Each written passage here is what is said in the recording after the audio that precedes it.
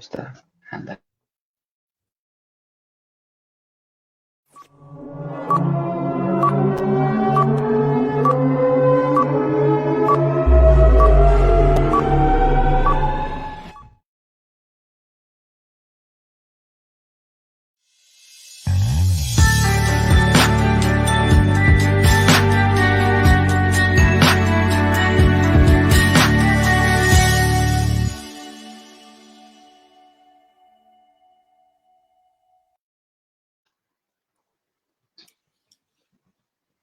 Hola, ¿qué tal, amigas, amigos? Un gusto poder saludarlos en Ay, nuestro martes educativo, en un conversatorio académico más. En esta ocasión, ya en nuestro programa número 88, lo cual nos da muchísimo gusto. Y esta tarde saludo pues con mucho gusto a la doctora Angie, por supuesto, a Miguel, a Luis y a Jan. ¿Cómo se encuentran? Bonita noche. ¿qué tal? Buenas noches, buenas noches. ¿Qué tal? ¿Cómo estamos? Buenas Excelente. noches. Buenas noches a todos y también pues a toda la gente que nos está sintonizando en este programa, recordarles aquí, compartirles nuestros datos de contacto a los que nos pueden hacer llegar todas sus dudas, sus inquietudes, sugerencias, comentarios, temas que les interese que se puedan tratar en estos conversatorios. Será un gusto poder leer sus comentarios y hacer una retroalimentación de todos y cada uno de ellos. Aquí se los estamos compartiendo y también recordarles que se pueden inscribir a este conversatorio y solicitar su constancia de participación, misma que tiene valor curricular.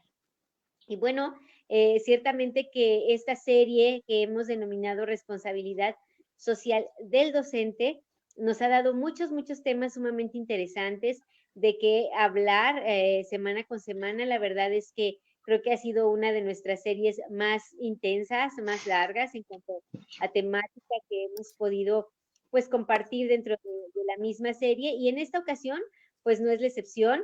Hoy tenemos un tema muy importante que la verdad simplemente al escucharlo, cómo nos va a permitir pues trasladarnos a eso que justamente nos logre identificar. En esta ocasión hemos denominado este tema afinidad y sentido de pertenencia, identidad personal.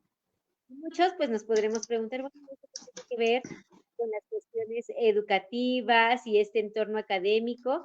Pero justamente por eso hoy tenemos aquí a todos nuestros expertos que nos van a poder ir dando un poquito de luz en este tema de la afinidad y el sentido de pertenencia que creo que para ello, bueno, pues, como siempre, Miguel, nos gustaría pedirte si nos haces favor de hacer una breve introducción al respecto y así después mis compañeros pues puedan darnos una idea introductoria respecto del mismo tema. ¿Les parece bien?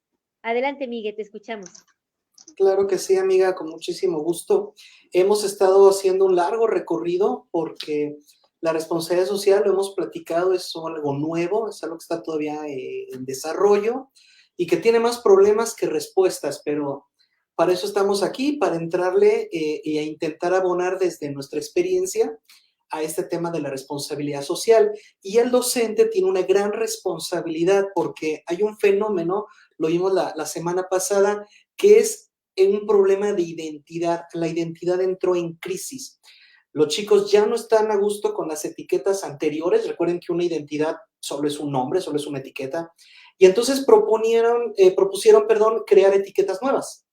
Pero eso nos confundió a los demás porque decíamos, espérame, o sea, ¿cómo te digo? ¿Cómo te llamo? Entonces proponemos que más bien el docente ayude a ampliar el concepto, a ampliar la etiqueta para incluir a nuevas características y entonces estamos en el tema de la inclusión y el profesor en su responsabilidad social tiene que ser un agente de la inclusión, ¿correcto? Entonces por eso empezamos a hablar de esos temas de la identidad. Como la identidad está en crisis, una consecuencia grave, si el maestro no atiende esto, te voy a decir qué es lo que pasa en términos sociales. Al no tener yo una identidad propia, me cuesta trabajo sentir que pertenezco a un grupo. Fíjense las consecuencias. Al no identificarme con algo, no me puedo afiliar a nada. Si no me identifico con una idea, con una perspectiva, entonces quedó excluido. Y es triste que en la época donde más se está trabajando la inclusión, donde más queremos la diversidad, sea también uno de los momentos donde es más difícil sentirte parte de algo. Hemos platicado que la gente ya no se compromete, la gente ya no cumple sus palabras, la gente dice, pues no, si no me acuerdo no pasó, y todo eso se resuelve de una forma, el tema de la identidad. Entonces el día de hoy pues vamos a darle seguimiento a este tema de la identidad, pero ahora lo vamos a llevar al tema del sentido de pertenencia y de la afinidad. ¿Por qué?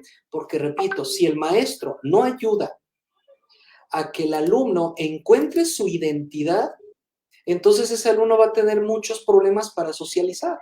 Le va a costar mucho trabajo pertenecer a grupos, le va a costar comprometerse y sabemos que ocurre como efecto secundario, inseguridad. Y yo creo que lo que un profesor debe hacer es crear ciudadanos seguros de sí mismos. Entonces, si tú, profesor, en lugar de ayudar a la seguridad, estás fomentando la inseguridad porque no apoyas la identidad o porque no creas este espacio de inclusión, pues entonces este programa es para ti, porque esa es la idea, ¿no? ¿Cómo podemos nosotros conectar el tema de la identidad y el tema del sentido de pertenencia? Bueno, no sé si como intro quedó bien, le seguimos o le cortamos, Asbey. Tú me dices. No, excelente, muy bien, Miguel. Yo creo que me gustaría también escuchar pues al resto de nuestros compañeros en esta idea introductoria, que ellos también pudieran compartirnos y en base a eso pues darle continuidad a este conversatorio, si te parece bien. ¿Quién le gustaría continuar? Luis, Angie, Ian, quien nos diga, adelante, con toda confianza. Ya dijimos, damas primero. Adelante, doctora Angie, la escuchamos.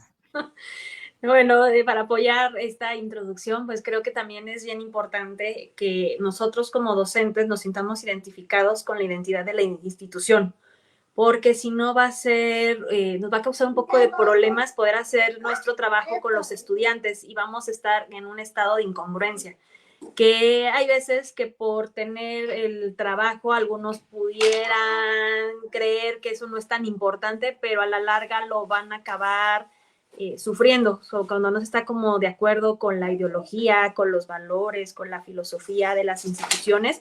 Entonces eso, ¿cómo lo puedo transmitir y cómo puedo ayudarle a mi estudiante a que vaya justamente trabajando con su propia identidad, ¿no? Cuando además sabemos que la institución educativa que ha elegido o que han elegido sus padres, en el caso de los menores, para su formación, pues es como muy importante, ¿no?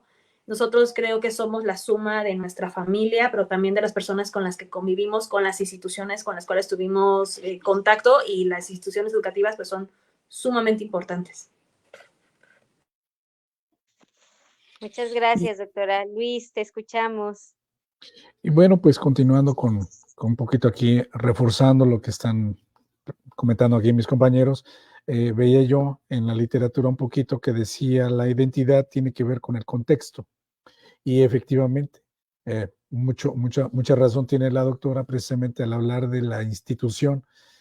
Como alumnos o como docentes, pues estamos dentro de ese contexto, o sea, la institución es nuestro contexto.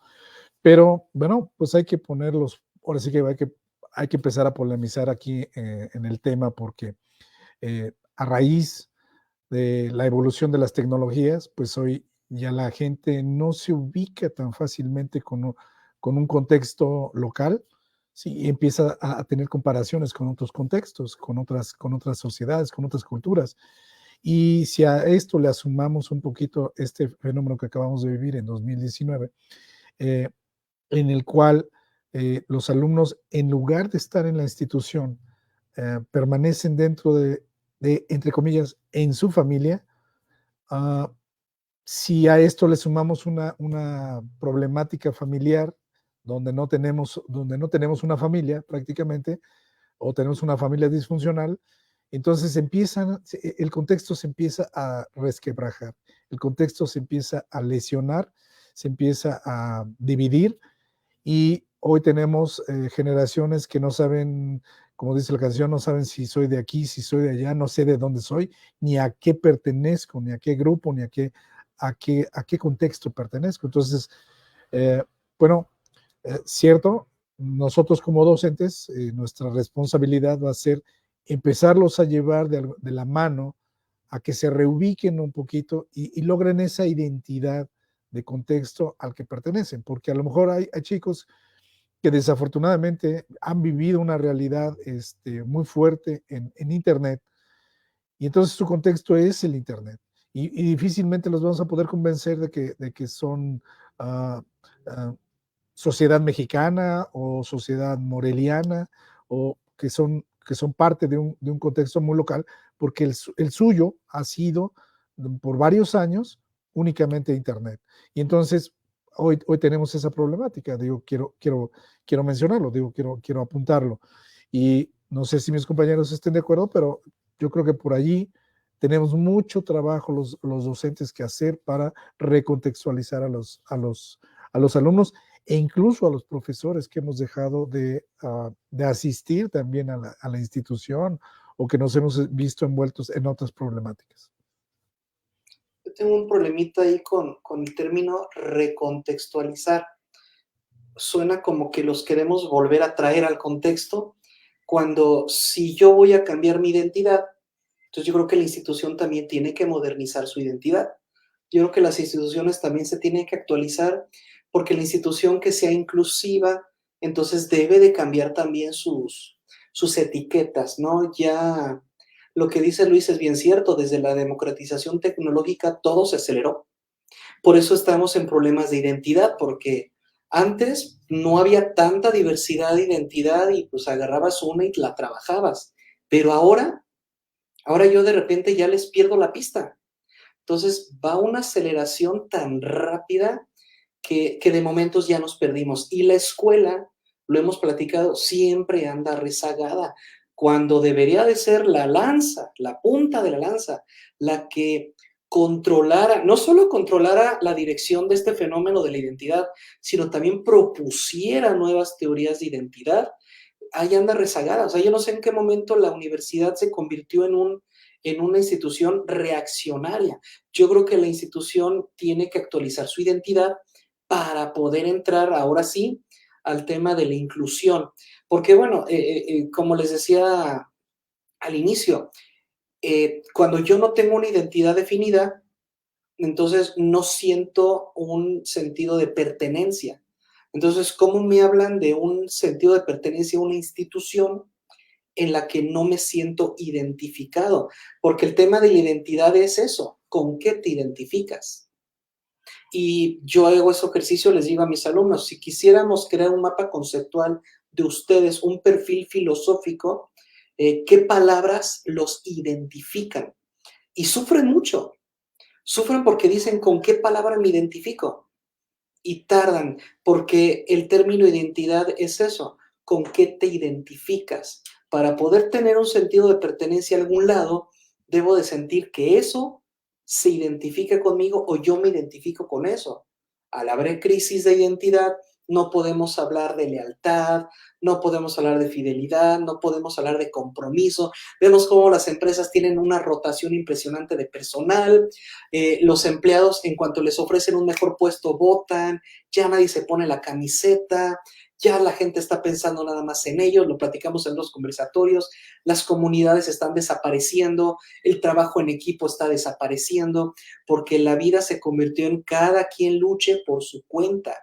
¿Por qué? Porque al no tener yo una persona, al menos una, con la que yo me siento identificado, ¿cómo me pides que haga trabajo de equipo?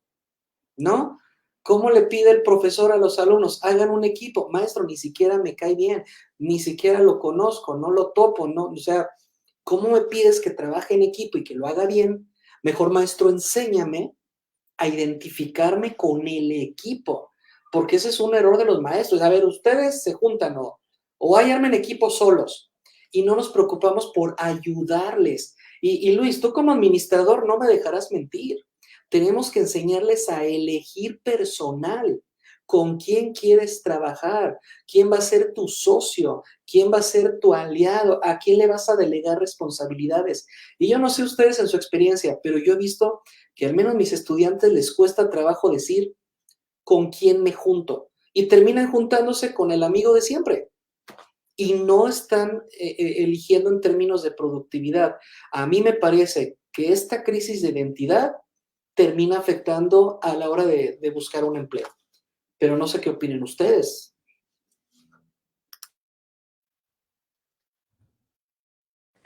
Adelante, doctora, adelante. Gracias. Bueno, nada más para ampliar un poco la reflexión de mi compañero. Creo que también tenemos que empezar como docentes y el personal administrativo a revisar las diferencias entre las diferentes generaciones. Muchos han hablado de las características de los millennials, pero ahorita ya estamos integrando los equipos de trabajo y los tenemos ahorita en las instituciones educativas a los de la generación centennial, y no podemos poner etiquetas ni podemos generalizar, pero sí tienen ciertas características que los hace muy diferentes en su forma, en sus objetivos de vida, en su proyecto de vida, y eso hace que el trabajo en equipo sea muy diferente a lo que a nosotros nos tocó cuando éramos estudiantes o lo que nos tocó siendo docentes hace unos 10 años. Además, junto con la pandemia, creo que también tuvimos estos cambios de generación, que es lo que está haciendo que la vida laboral y la vida educativa se vuelva muy diferente, y no creo que estén llenos de defectos o llenos de crisis. Creo que tienen también como características muy buenas. A lo mejor para ellos ya no es vida aguantarse en un trabajo monótono y aburrido por tener una plaza, porque ahora ni plazas hay.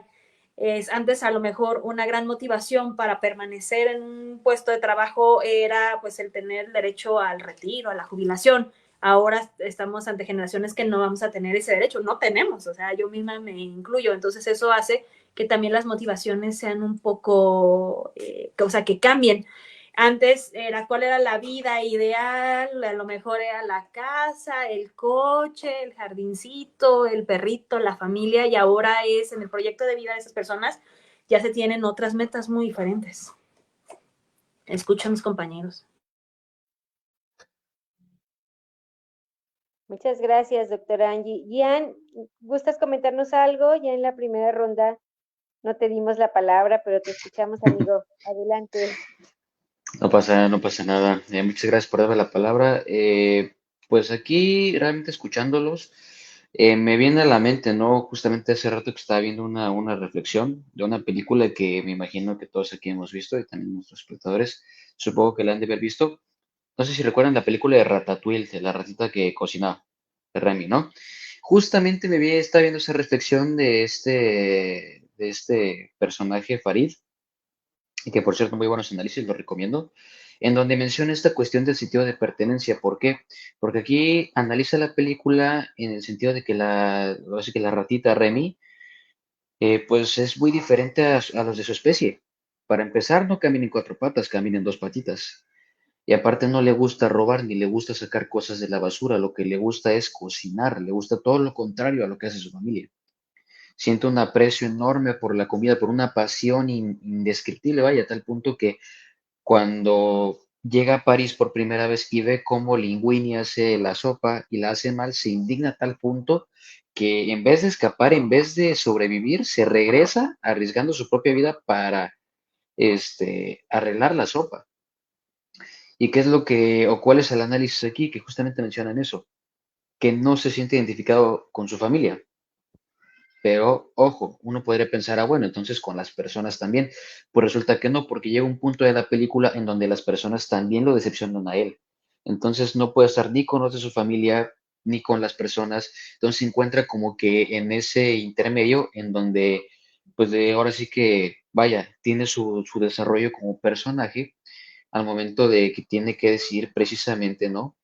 Eh, pues con quién debería de estar o en dónde debería de estar. Porque con su familia, él mismo piensa, ¿no? Pues yo no soy como mi familia, yo no soy una rata. Me gusta hacer cosas diferentes, me comporto y pienso de una manera diferente. Pero tampoco puedo estar con los humanos. ¿Por qué? Porque ellos no me aceptan, ellos no me ven en la manera en la que, pues es, ¿no? O sea, porque estamos de acuerdo que por toda la historia no hay nada más repugnante que una rata, ¿no? Te dicen sociedad, ¿qué es lo que te imaginas? Pues una rata. Entonces están esas contrapartes, de que por un lado no se siente identificado porque no se ve siendo uno de los suyos, y por otra parte, no se siente identificado porque no lo aceptan, ¿sí? Entonces, justamente varios puntos de esos que comentan, ¿no? Ya lo mencionaban incluso en las empresas, ¿por qué tanta rotación de personal? Porque muchas veces pasa eso. Estás por una parte, llegas con tus compañeros y ¿qué es lo que pasa? A veces te rechazan, te meten el pie, porque justamente eso lo recuerdo mucho que me lo mencionaban mis maestros en la universidad. Me decían, no hay nada más peligroso que un mal compañero, porque ellos mismos son muchas veces los que más te ponen trabas, más que los que están arriba, ¿sí? Entonces, aquí es donde entramos en esa cuestión que dices, oye, no, pues pasa como con Remy. ¿Cómo voy a poder demostrarles que sí puedo pertenecer o que sí tengo esa posibilidad de pertenecer si no me ven o no me permiten que les muestre cómo es mi verdadera esencia? ¿Qué pasó con Remy? Al final logró demostrar lo que hacía, lo que podía hacer, de lo que era capaz de hacer y terminó siendo aceptado. ¿Qué pasó con su familia? Y aquí es donde sí me gustaría hacer esta pregunta, ¿no? ¿Hasta qué punto es válido aceptar esa como, ¿cómo decirlo? No diría redención, porque es otra cosa. Digamos, ¿hasta qué punto es sano, es saludable aceptar como ese perdón? Sí, bueno, sí, cómo decirlo? Vaya, cuando tu familia quiere, digamos, decirte, pues perdónanos y pues, acéptanos, ¿no? Vente para acá. No encuentro las palabras, pero ¿hasta qué punto es saludable aceptar esas cuestiones? Y no solo de la familia, sino en general de todos. ¿Sí? Entonces yo lanzo esa pregunta. ¿Por qué eso pasa con Remy? Al final su familia dice, ¿sabes qué? Pues estamos mal. Ya vimos que eso está bien. Es tu sueño, es lo que quieres hacer. No sabremos hacerlo como tú. Dinos qué hacer, pero nosotros estamos aquí para apoyarte. Y le dan su apoyo incondicional y sacan la chamba al final. Y están cocinando y trabajando muy unidos como la familia que son. Entonces es donde yo hago esta pregunta, ¿hasta qué punto es saludable aceptar esa disculpa de los que en un principio no te quisieron ni aceptar y tampoco te quisieron incluir en ese grupo? El perdón es súper sano, Ian. El perdón es el principio de la madurez. No podemos madurar si seguimos cargando rencores o si seguimos cargando culpas porque nos victimizamos. O sea, no estoy diciendo que perdonar significa quitarle la culpa, pero cada quien tiene que hacerse responsable de sus propias culpas. Entonces, el perdón es el primer paso para la madurez y ya después viene el hacerte responsable de ti y luego hacerte responsable de tu comunidad y por último hacerse responsable de tu sociedad. Entonces, el perdón es muy sano. Ahora, ya que mencionas esta película, quiero subrayar el hecho de que mientras se estaban enfocando en las diferencias, había división. Una vez que se concentraron en lo símil, en las afinidades, se dieron cuenta de que en realidad no eran tan diferentes. Lo que pasa es que siempre necesitamos que alguien innove, necesitamos que alguien diga, oigan, ¿y si hacemos las cosas diferentes? ¿Y si lo hacemos de otra forma?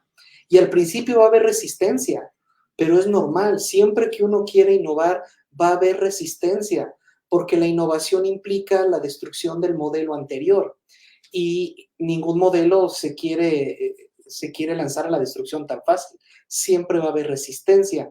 Entonces yo coincido con que elegiste una muy buena película para hablar de que empezamos a sentir pertenencia hasta que nos enfocamos en lo que nos hace símiles y dejamos de enfocarnos en lo que nos hace diferentes. Esa sería mi respuesta. Fíjate que eso resulta muy interesante porque efectivamente si así se llevara a cabo en las aulas, yo justamente con la idea que tú inicias y en donde tú decías, si no me identifico con eso, o sea, me siento excluido. Entonces, qué importante esto de lo que ustedes hablan, que sería como un poquito poner en común, no sé si valga esta expresión, eh, para que entonces los estudiantes, el docente incluso, encuentren esas coincidencias que les permitan generar esa identidad, ¿no? O sea, ese sentido de pertenencia que al final pues los lleve también a, pues, hacer mejor las cosas, ¿no? O sea, como un trabajo en equipo, con mejores resultados, ¿no? Al final de cuentas, porque si bien es cierto, se me ocurre, y voy a poner un ejemplo que ya creo que ya lo he compartido alguna vez, lo decía la doctora Angie, cuando quizá queremos ser sumamente cuadrados en algunas instituciones educativas, por ejemplo, algunas que son de índole pues más religiosa, católica, etcétera, particulares, pero católicas, en fin, puede haber chicos que no se sientan identificados con los temas de la religión, aunque se les haya dicho en su momento, ¿no? Y sabes que pues esta institución es así, asado y tal, tal, tal. Y en alguna ocasión hubo una misa y ciertos jóvenes no quisieron ir a la misa, no quisieron participar en la misa. Pero en lugar de darle, siento yo que pues un giro así como más, bueno, lo platicamos, a ver por qué no quieres entrar, etcétera. Como que ahí los coordinadores no supieron manejarlo y hicieron un escándalo. Hablaron a los papás, oiga, es que cómo es posible entrar a la misa, y o sea, fue la verdad muy dramático, porque siento que en mi punto de vista no era para tanto, o sea, se debió de haber platicado de los chicos, haber tomado esa decisión, y al final de cuentas, estos jóvenes, sucedió eso, se sintieron excluidos, porque fue así como de, si me permiten la palabra, como apestados, ¿no? Ustedes váyanse allá, porque no quisieron entrar a la misa. Al final, creo que los chicos iban a estar en la misa, pero quizá en una forma de respeto a la misa, más no una participación quizá, ¿no? Ahí muy, o estar muy participativos en la ceremonia, y ellos iban a estar de respeto, y sin embargo, los chicos les dicen, ay, pues váyanse ustedes de aquí, y se sintieron excluidos, ¿no? Entonces, ¿cómo eso puede marcar la historia de estos jóvenes, ¿no? Porque al final de cuentas, quizá ellos en su libertad dijeron, bueno, quiero yo experimentar qué se siente, porque estamos en una hora institucional, etcétera, ese tipo de cosas, pues tomar la decisión de decir, no quiero ir a la misa. Y sin embargo, eso generó que los chicos pues se sintieran excluidos, o sea, así como no pertenezco a esto, ¿no? Entonces, como a veces con cosas que pudieran parecer tan sencillas, simples, o del día a día, ¿no? Por así decirlo, porque efectivamente ellos están en una institución católica, pues como son situaciones que a veces, la verdad, como docentes, como coordinadores, como directores, no se saben manejar, no se saben encauzar, y se hace todo un escándalo, si se me permite, por algo que quizá no debió de trascender, ¿no?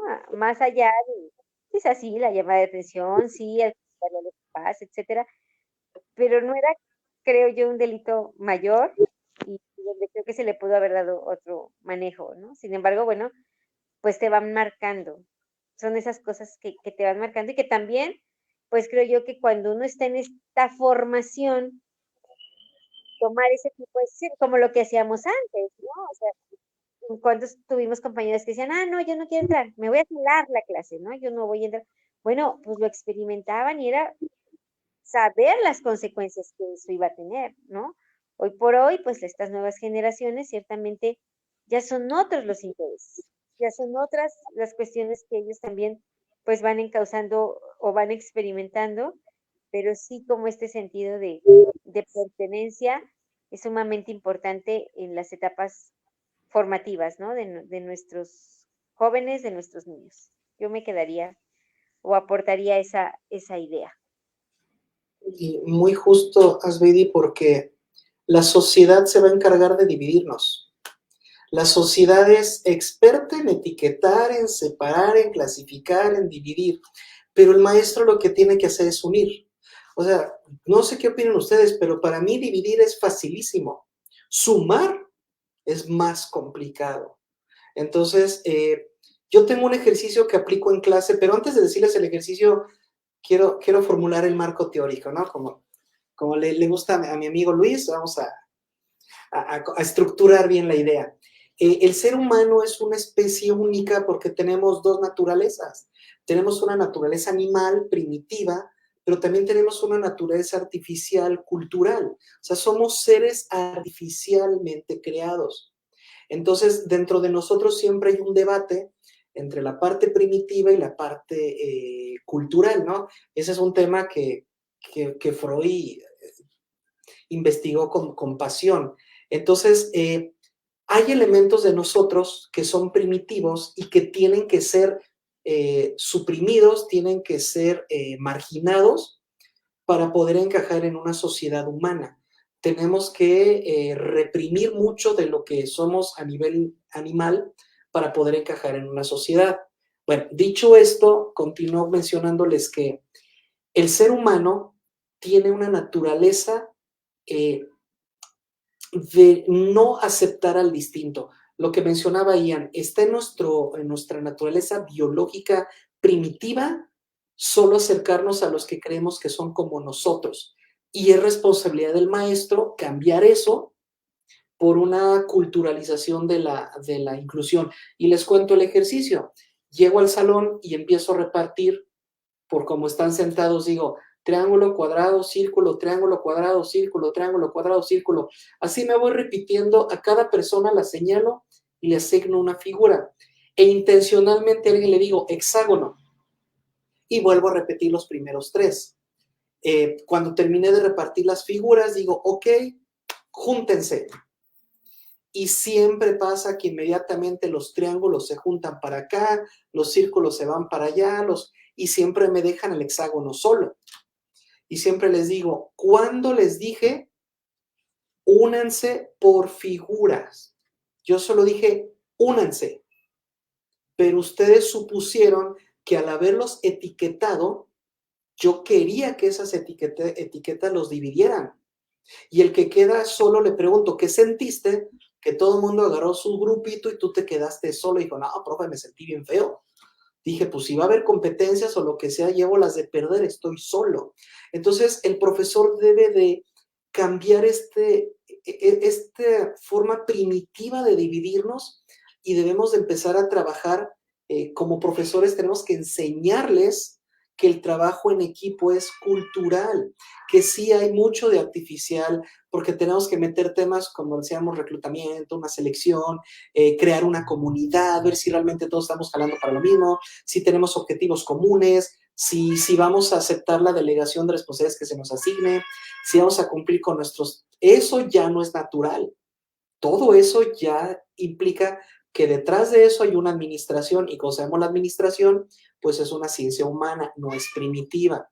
Entonces, no sé qué opinen ustedes, pero eso es lo que me hiciste pensar, Asbeidi, de que la sociedad nos va a dividir. La sociedad es experta en etiquetar.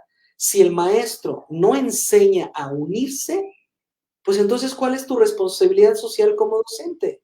Lo que estás haciendo es mandarlos a la guerra diciéndoles, pues concéntrate en las divisiones, agárrate un grupito, pégatele y ahí quédate. Y si quieres pensar o ser diferente, pues pobrecito de ti porque te va a costar y vas a sufrir, ¿no? Si los profesores enseñáramos desde lo que nos hace iguales, generaríamos muchísimo más sentido de pertenencia al equipo, al salón y a la sociedad. Esa es mi participación. Muchas gracias, Miguel. Adelante, doctora Angie, te escuchamos.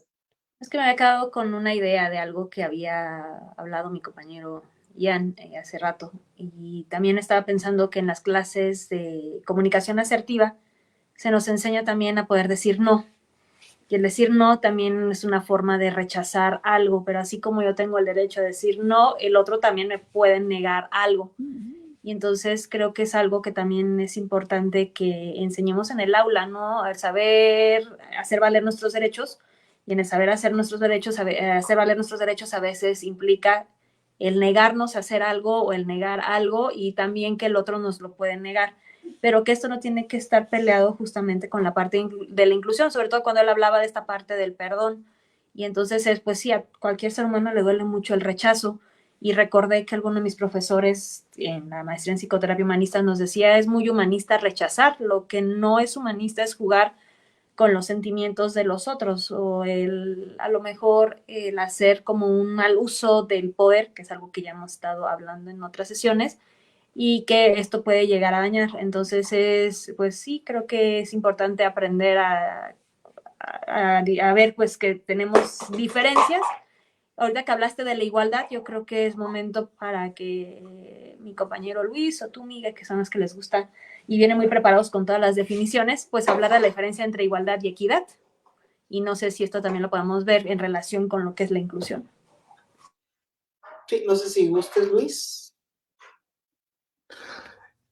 Híjole, está complicado igualdad y equidad. Bueno, pero de todas maneras también ya tenemos muchos términos aquí muy que se van juntando. Todo esto, dado que la identidad para nosotros pues es el eje rector de lo que estamos aquí platicando. Entonces, permíteme tantito antes de intentar comentar lo que es igualdad y equidad, o a lo mejor dejarlo incluso hasta para otro programa, pero previo a esto, ahorita escuchando lo que decías, Beidi, y un poquito también lo que tú acababas de mencionar en tu participación anterior.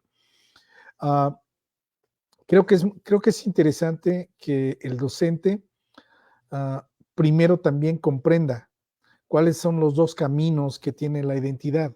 Creo que hay dos caminos, el camino del sentido de pertenencia y el camino de la afinidad, que son dos caminos distintos. Y hablando de división, ahí es donde va a estar la división del grupo social, porque bueno, el sentido de pertenencia busca ser aceptado dentro de esa organización, sentirse aceptado, sentirse apapachado, ser parte de esa agrupación. Y eso no todos tienen, no todos se encuentran ese camino. Y ahorita tú lo mencionaste en tus ejemplos, Asbeidi, las ceremonias religiosas o las ceremonias cívicas o incluso militares o deportivas, incluso, bueno, cualquier tipo de ceremonia con la que yo no concuerdo, con la que yo no me siento parte de, pues nunca voy a encajar, nunca voy a buscar acercarme a ese grupo. Y entonces aquí el docente o las autoridades, cuando ejercen una presión, pues revientan al grupo, o sea, revientan a esa persona, porque no encuentran como decimos, no encuentra esa identidad o esa asociación. Y por otro lado está el lado un poquito más afectivo, siento yo, que es el de la afinidad. El camino de la afinidad es encontrar en el otro un vínculo que nos relacione. Puede ser simpatía, puede ser alegría, puede ser temor, puede ser enojo, puede ser qué sé yo. Y establecer ese vínculo, entonces nos genera precisamente que yo me puedo identificar con esa otra persona y entonces a lo mejor ya formamos un grupo, una asociación donde ya podemos empezar a participar. Entonces creo que al docente le cuesta trabajo identificar estos dos términos o estos dos caminos para poder llegar a la identidad. El profesor solamente dice, somos la escuela fulanita de tal y somos los mejores del ramo. Aquí solamente aprendemos esto. Y entonces allí está tomando una posición totalmente coercitiva, porque si yo no tengo yo no tengo afinidad con lo que me está diciendo, yo no tengo afinidad con la forma como lo está diciendo o incluso con los valores que está desarrollando o está planteando, pues entonces jamás me voy a acercar y no voy a poder compartir nada de lo que ahí se lleva a cabo en esa agrupación. Entonces, pienso yo que el docente tiene que entender los dos términos para poder llegar al objetivo que viene siendo el que el agrupo realmente se ponga la camiseta, se identifique con los valores, decía, repito, dice la literatura, con el contexto, y yo estoy de acuerdo que es ese contexto, porque el contexto implica no nada más el ámbito en donde estamos, no es nada más la institución, sino son los valores, si también son las ideas, son los modos o el ambiente como estamos en ese momento. Entonces, hay muchos elementos que entran dentro del contexto para que se pueda comprender un poquito esto de la identidad. Bueno, adelante, Miguel. Sí, es que eso que mencionas me causó ruido porque la identidad es muy simple si la comparamos con la personalidad. La personalidad es una estructura muchísimo más compleja, mucho más compleja. Entonces, para llegar a la afinidad, tenemos que ignorar las etiquetas e ir a la personalidad. Por eso les decía, cuando el ejemplo de que reparto figuras geométricas, yo lo que estoy haciendo es etiquetando a unos con una figura geométrica distinta. Pero nunca vamos a saber realmente si somos iguales si no dejamos las etiquetas de lado y entonces intentamos ver personalidades. Cuando nosotros vemos que, por ejemplo, un hombre y una mujer tienen, por ejemplo, la misma película en común, dices, mira, yo pensé que nuestro género nos diferenciaba y ahora me doy cuenta que esta película que a nuestra personalidad les gusta, nos une. El problema es que si seguimos usando etiqueta, entonces nunca vamos a lograr nada. Etiquetar al alumno entre los que son aplicados, los que no son aplicados, los populares de los que no, los extrovertidos de los introvertidos. Eso es fácil. O sea, etiquetar es la cosa más sencilla del mundo. Hay hasta unas máquinas que etiquetan. Pero hacer el esfuerzo de entender la personalidad de nuestros estudiantes y hacerles ver esas similitudes, ahí es donde empieza la chamba del docente y su responsabilidad social. Hoy has video, no te traje cuento, pero te traje un poema. Hay un poema italiano que va muy ad hoc, che dice: a volte ti sembra di sostenere il cielo e che sotto quel peso non c'è nessuno, ma guarda fuori, c'è un mondo bellissimo, è tutto giusto, è tutto sbagliato, abbiamo tutti una ragione, ma non siamo mai soli se non lo vogliamo, e siamo più uguali di quanto sembramo. Ora dami la tua mano. En español es muy sencillo y es, a veces sientes que sostienes el peso del cielo y que debajo de él no hay nadie más. Pero mira afuera, hay un mundo hermoso, todo está bien, todo está mal, pero todos tenemos razones. Y nunca estamos solos si no lo permitimos. Y somos más iguales de lo que parecemos. Ahora dame tu mano. Entonces necesitamos entender que si yo le ofrezco mi mano a alguien, no va a ser desde mi diferencia, va a ser desde nuestra similitud. Y retomando la pregunta que hacía Angie, ¿qué es igualdad y qué es equidad? Es que durante siglos se pensaba que la igualdad era sinónimo de justicia. Afortunadamente, cuando entra el tema de la división, de la inclusión, de la diversidad, ahora la igualdad se convierte en equidad. Porque antes era lo mismo para todos, ahora es lo mismo para todos, pero respetando las diferencias. La diferencia entre igualdad y equidad es muy sencilla, es contextual. Justo hoy en la mañana grabé una entrevista acerca del 8M y la pregunta que nos hicieron en el público es, ¿qué significa realmente que hombres y mujeres somos iguales? Y respondí que en realidad, claro que somos distintos. O sea, si nos vamos al extremo, claro que somos todos diferentes, pero lo que nos hace iguales es la dignidad. Entonces yo pienso que la diferencia fundamental entre igualdad y equidad es que tenemos que concentrarnos en la igualdad interna, en la esencia. En la esencia es donde tenemos que encontrar lo que nos hace iguales. Y ya en el desarrollo, ya en el día a día, ya en la elección de carrera, en la elección de pareja, ya en cómo vives tu vida es donde se nota la diferencia.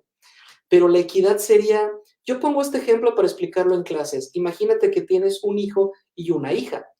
Tú como papá quieres lo mismo para los dos, que sean felices, que sean exitosos, pero también es cierto que no va a ser feliz o exitoso de la misma manera el niño que la niña.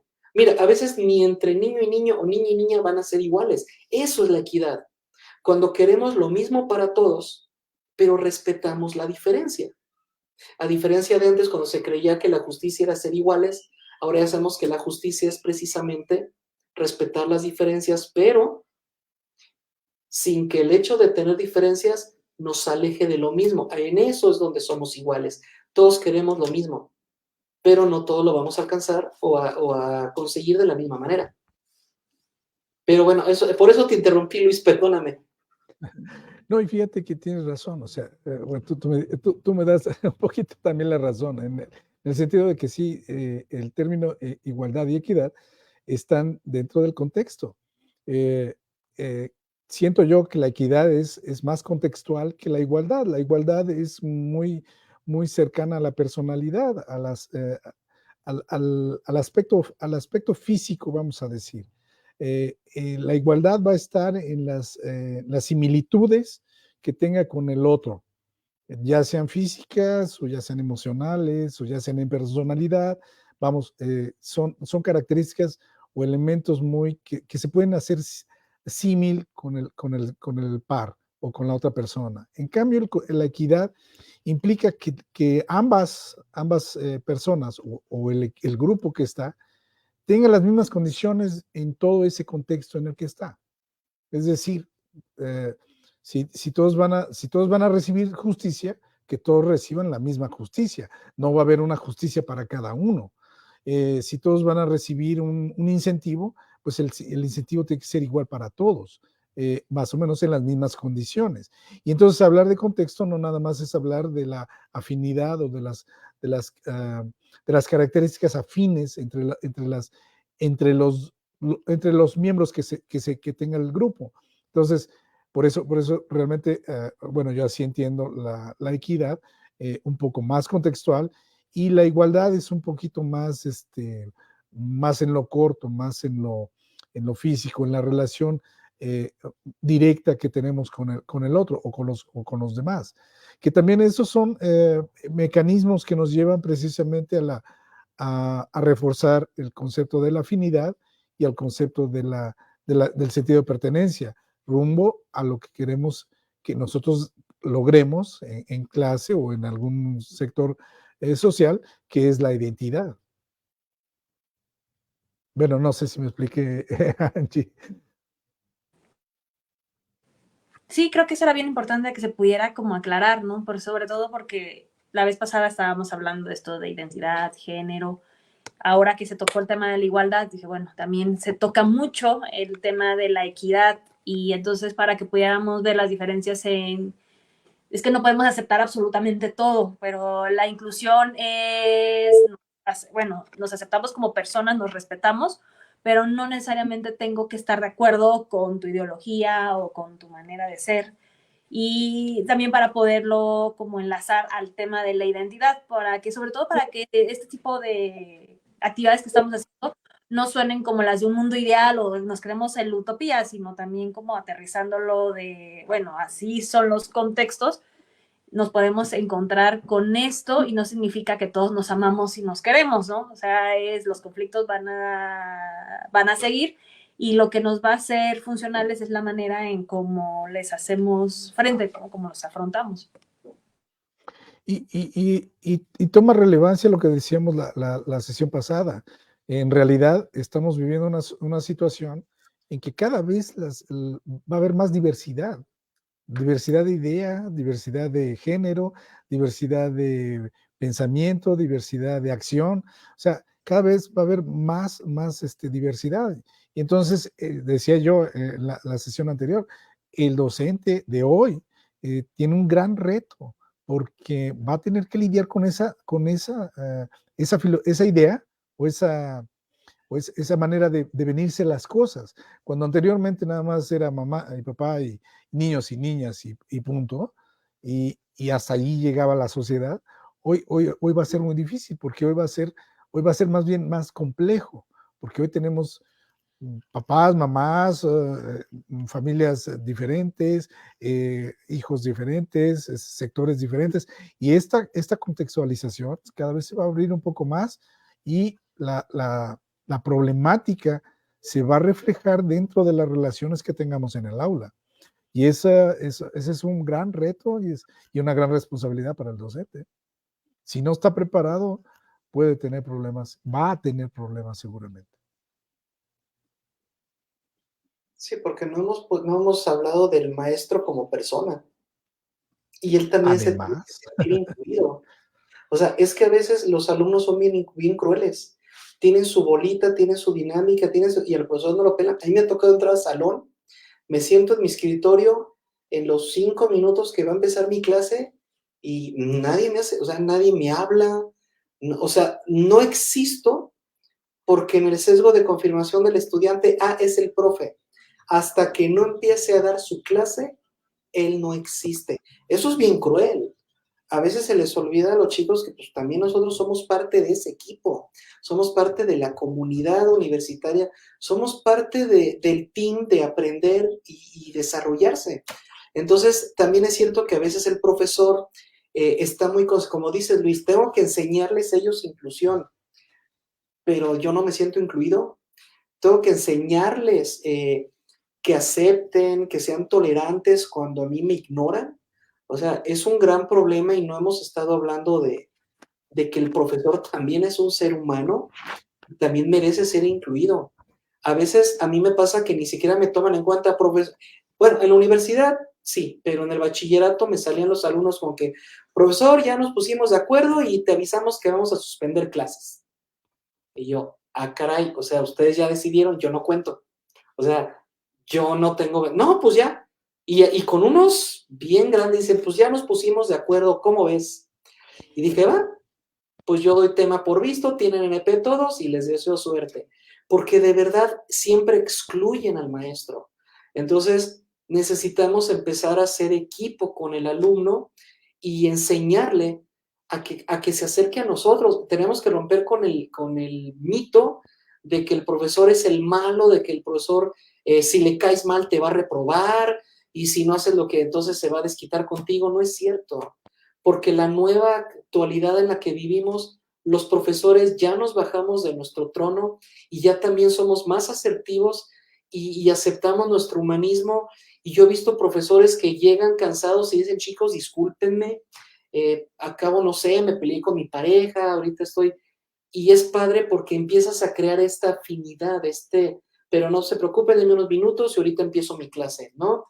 Necesitamos empezar a vernos como seres humanos, o entonces el sentido de pertenencia nunca se va a dar entre alumnos y profesor y siempre vamos a seguir separados. Y repito, los profesores no somos máquinas, no somos herramientas, somos personas y también sentimos, y también nos gusta que el alumno bromee con nosotros y que nos incluya en su fiesta, aunque no vayamos, pero ya mínimo que nos hagan la invitación, ¿no? ¿Cómo ven? definitivo, que sí nos inviten. Aunque no vayamos, pero por lo menos saber que nos tomaron en cuenta. Sí, porque sí, nos marginan, ¿a poco no? Pero mira, yo tengo un ejemplo de que a mí afortunadamente no me pasa, porque aquí está mi alumno Ian, que fue mi alumno en la prepa hace, ¿ya cuántos años, Ian? Hace como así exactamente, no recuerdo, pues es como unos 5 o 6 años. 5 y 6 años, y ya luego nos hicimos amigos, nos hicimos socios de conversatorio, inauguramos Malviajados, ahora ya está graduado, entonces me ha tocado ver a la distancia, desde estados bien distintos, me ha tocado ver. Tengo ahí las fotos de cuando desfilaste, que llevando la bandera de la UNICLA, y bien chavito, bien niño que te veías, y mira ahora todo barbón, ya todo un ingeniero. Entonces, casos como Ian es un claro ejemplo de que si nos vemos como personas, podemos ir adelante, porque no sé si Ian quiera contarlo, pero Ian era el raro del salón, o sea, se ponía a debatir conmigo y, a ver, profe, y sácate los poros, y yo, no, nada de eso aquí. Y vamos a debatir. y terminé encontrando un igual en él. Encontré una persona que a pesar de ser muy joven, nos llamaba la atención las mismas cosas. Yo les puedo decir que como profesor encontré un gran amigo en Ian, y lo mismo puedo decir en Abner, en Lenin, y en todos esos alumnos que a la fecha siguen siendo parte, pero tuve que centrarme más en lo que éramos iguales y no en la diferencia de yo soy tu profesor, tú eres el alumno, eso nos va a dividir siempre. Yo no creo que ese sea el camino, pero no sé qué opinen ustedes. Justamente ahora que te escuchaba, debemos yo creo que bajarnos, ¿no? De ese pedestal también al estar en la parte del docente, porque si bien es cierto, y lo ha platicado la doctora Angie en algunos conversatorios atrás, que a veces la línea es tan delgada, ¿no? Donde también se puede perder el respeto, es decir, si no respetamos esa jerarquía que se pudiera tener como docente, pero también el docente debe de llegar, creo yo, como a la parte también de decir, no lo sé todo, ¿no? O sea, porque a veces los podemos idealizar o también como en la cuestión de, tú lo acabas de decir ahorita, lo digo yo, o sea, yo que soy el maestro y entonces yo que soy el profesor y lo haces porque lo digo yo y porque así es y porque no hay vuelta de hoja, ¿no? O sea, como que también no irnos a esos extremos y también en una introspección el docente poder decir, híjole, sí, quizá en esto me excedí, quizá esto no lo supe trabajar o canalizar de la mejor manera. Yo creo que esa, no sé si se le puede decir, tener un poquito el sentido de humildad, ¿no? En reconocerte persona, como tú bien lo decías, y que también a veces te puede doler esa indiferencia del alumno, esa falta de respeto, esa, pues sí, que te ignoren, ¿no? Pero yo creo que sí es también fundamental que el docente hoy por hoy se identifique como eso, como un ser humano que también comete errores, que también se puede equivocar, pero que también pues puede redirigir, ¿no? O corregir lo que haya hecho mal, ¿no? Entonces yo creo que esa es la gran oportunidad para darnos este sentido de pertenencia, el poder identificarnos dentro de, pues que el docente le baje un poquito, ¿no? Al soy yo y porque lo digo yo y porque yo lo sé todo. Y el alumno, pues sí, siempre también en ese sentido que entienda que el docente no lo hace en la mayoría de las ocasiones, creo yo, por molestarlo, ¿no? Tú lo decías ahorita, quizá en esta relación, Ian, como tu alumno, y que tú decías, bueno, podía ser, ¿no? Ay, ya va otra vez a preguntarme, o ya va a ser insistente en esta cuestión, no lo sé, ¿no? Yo estoy hablando de algo que no conozco, pero cómo esa diferencia que quizá a veces esa piedrita en el zapato logró generar una increíble amistad que creo tienen ustedes. Entonces tú decías, desde nuestras coincidencias, creo que podemos lograr más, identificarnos más, ¿no? Definitivo, definitivo. ¿Y qué creen? Ya se acabó el tiempo. Seguimos platicando, estábamos muy a gusto, pero ya se nos terminó el tiempo.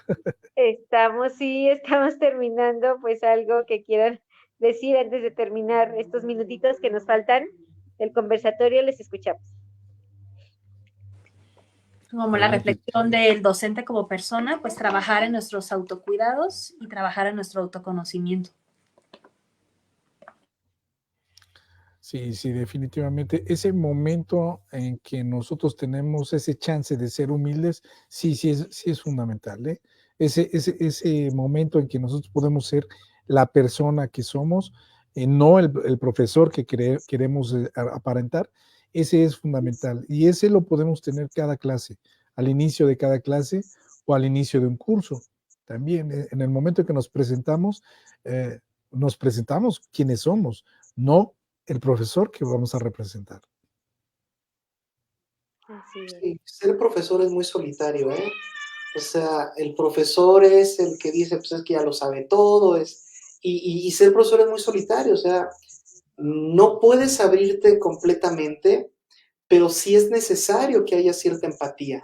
Entonces yo propongo que el próximo conversatorio hablemos del tema de la empatía, porque como ya le comentaba a ella en una ocasión, es bien poderosa, pero es bien peligrosa la empatía. Necesitamos dominarla para que no salga contraproducente, porque sí, ser profesor es exageradamente solitario, porque a veces ni los colegas se dan el tiempo de conocerte, ni los colegas saben quién eres. Yo lo digo sinceramente, yo tengo muchos profesores que trabajan conmigo y ni siquiera sé cómo se llaman, lamentablemente. No se da esta oportunidad. Entonces, tenemos que trabajar también el lado humano del docente definitivamente. Muchas gracias. Jan, una idea final antes de terminar el programa. Te escuchamos. Gracias, gracias, gracias. Pues sí, lamentablemente se acabó el tiempo. Yo creo que ya se debería de considerar hacerlo más temprano y que dure más, o de modo desvelarnos, ¿no? Para que nos alcance más el tiempecito. Pero bueno, no, eso solo lo dejo sobre la mesa. Pues más que nada, pues sí, justamente apoyo bastante lo que están diciendo, precisamente no hay que olvidar esa parte humana, porque de hecho para mí sí era muy cruel en la universidad, muchas veces ver que eran muy poquitos los maestros que yo veía que comían con sus alumnos o que tenían alguien con quien platicar. Y para mí se me hacía bien triste y muchos de ellos, que algunos, no sé si me llegaran a ver en este programa o si me ven ahorita, pero sí, de todas formas les mando saludos, ustedes saben quiénes son. No voy a decir nombres para no quemar, pero muchas veces me tocó que tal cual venían conmigo a la hora de la comida, se acercaban a mí cuando estaba yo solito, porque más de una vez estuve, de por sí éramos tres en el salón, entonces llega un punto en el que yo me quedaba solo, iba solamente yo a las clases, de que no venían y así. Y muchas veces se me acercaban y me decían, oye, pues para, no, para que ni tú ni yo estamos solos, ¿no? Y digo, pues ahí me daba igual, ¿no? Pues yo ahí me platicaba con mis amiguitos o ahí encontraba forma de entretenerme. Pero pues sí, era muy cruel, no sé, yo lo veía muy cruel porque era como que chango, o sea, con ninguna otra persona de la escuela pueden sentarse a platicar bien, ¿no? O sea, porque otros están ocupados, o ya se fueron, o están en clase. Y un maestro, de hecho, pues el tocayo del maestro Luis, nada más que este otro Luis, tiene buenos apellidos, Luis Ángel Cruz Reséndiz, saludos maestro. Él sí me decía, es que a mí me gusta platicar contigo porque a pesar de tu edad, parece que estoy hablando con un adulto, un adulto maduro que ya trabaja, está divorciado y tiene hijos.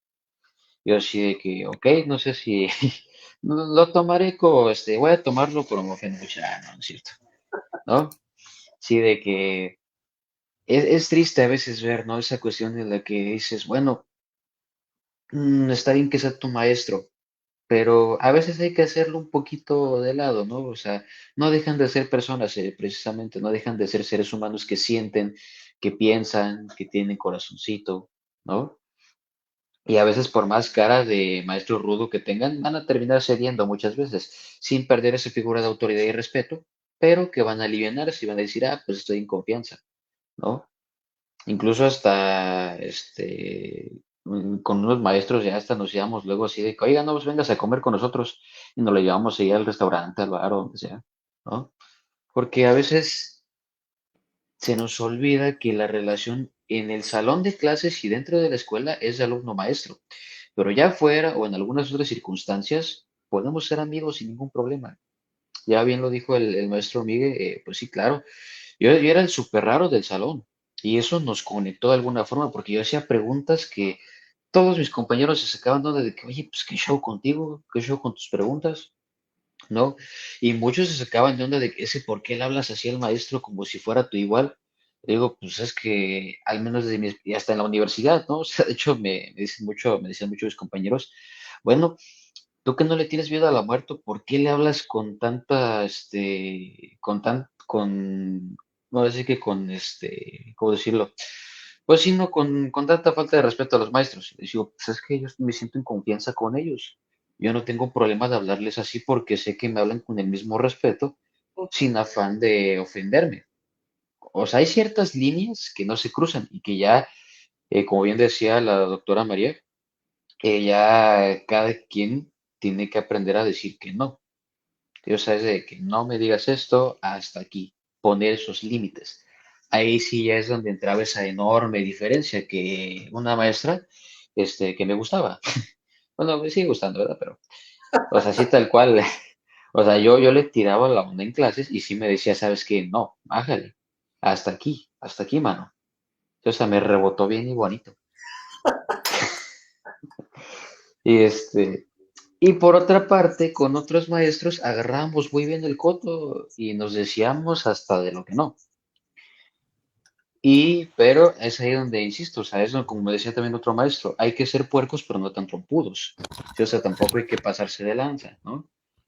Y pues esa es la reflexión que dejo ya para cerrar el programa, que no hay que olvidar eso, ¿no? Hay que recordar que son humanos, tienen corazoncito, pero hay que aprender precisamente a decir, a marcar límites, a decir que no, a decir hasta aquí ya es suficiente. Porque finalmente luego terminamos dejando de lado nuestra esencia, terminamos dejando de ser quienes somos para complacer a los demás o simplemente para querer encajar. Y pues creo que eso no está chido. Y pues con eso cierro mi participación. Bonita noche. Gracias, pues muchas gracias. Agradezco el favor de su atención a todos los que estuvieron viendo este conversatorio y, por supuesto, el acompañamiento de Luis, de Miguel, de la doctora Angie, de Ian, y recordarles que tenemos una cita el próximo martes en punto de las 7:30. Hasta la próxima y que tengan una excelente noche. Gracias.